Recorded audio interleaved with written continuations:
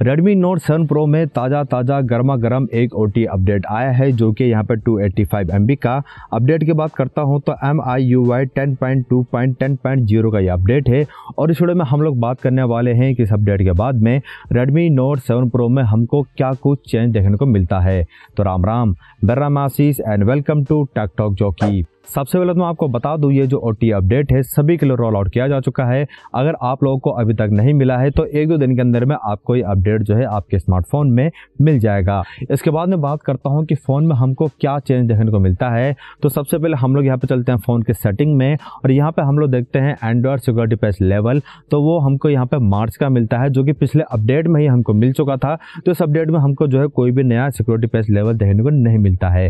साथ ही मैं बात करता हूँ कि क्या चीज़ यहाँ पे फिक्स की गई है। तो यहाँ पे आप लोग देख सकते हो कि केवल एक चीज लिखी है कि नॉइज इन द स्पीकर।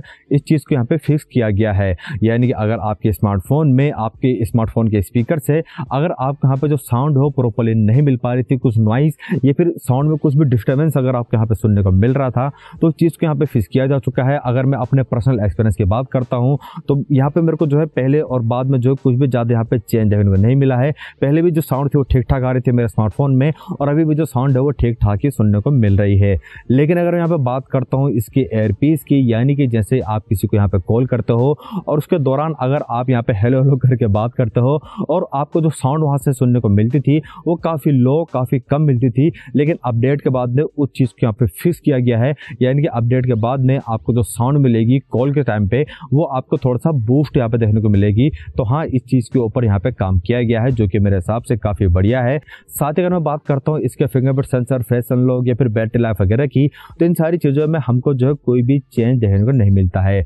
वहीं अगर मैं बात करता हूँ इसके कैमरा क्वालिटी की, तो उस कैमरे की जैसे क्वालिटी हमको पहले मिलती थी ना, वैसे ही इस अपडेट के बाद में भी हमको देखने को मिलती है। और हाँ मेरे भाई, जो वीडियो में फ्रेम ड्रॉप हमको मिलते थे वो अपडेट के बाद में भी हमको देखने को मिलते हैं। यानी कि अगर आपका जो फ़ोन है थोड़ा सा हीट हो जाता है उसके बाद में वीडियो में जो है हमको फ्रेम ड्रॉप वगैरह देखने को मिलते हैं, जिसको अभी तक यहाँ पे Xiaomi ने फिक्स नहीं किया है। और मुझे लगता है यार ये काफ़ी मेजर प्रॉब्लम है और इस चीज़ को यहाँ पे जो है फिक्स किया जाना चाहिए जितनी जल्दी हो सके।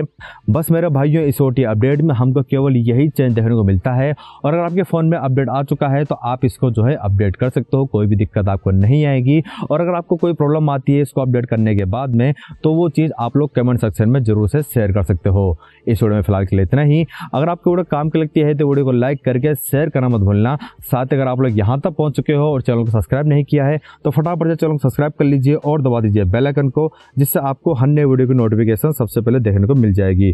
तो फिर मिलते हैं अगली वीडियो में, तब तक के लिए ओवर एंड आउट।